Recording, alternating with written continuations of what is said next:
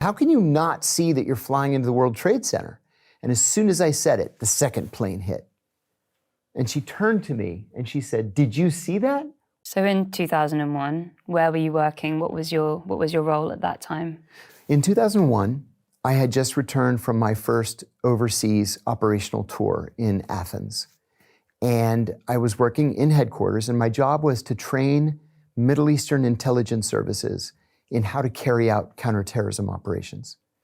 And so I had to go to the White House on the morning of September 11th, 2001, with the director of the CIA's Counterterrorism Center, Ambassador Cofer Black.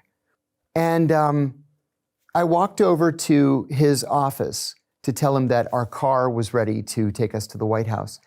And when I got there, his secretary had a small TV on her desk because you couldn't watch TV on your computers back then. And the news was on, and one of the towers of the World Trade Center was burning. And I said, "What happened to the World Trade Center?" She said, "A plane had flown into it." And I said, "Well, you know, that happened once before. In 1932, a plane flew into the Empire State Building, but it was really raining and very foggy that day. It's so clear today. How can you not see that you're flying into the World Trade Center?" And as soon as I said it, the second plane hit. And she turned to me and she said, "Did you see that?" And I ran back to my office and I said, "Guys, 2 planes just hit both towers of the World Trade Center. I think we're under attack." And then the third plane hits the Pentagon. And he came in and he said, "Everybody evacuate right now." Nobody budged. We just stood there. And then finally, a guy said to me, a guy I was standing next to, he said, "There's still a plane in the air.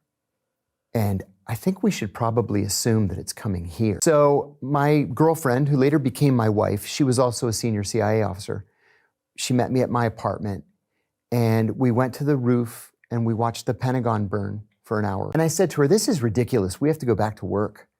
So I walked back to my car, drove across the grassy median, drove back to the CIA, and then I didn't leave for 4 days. And I guess from that point, it changed everything. It changed literally everything.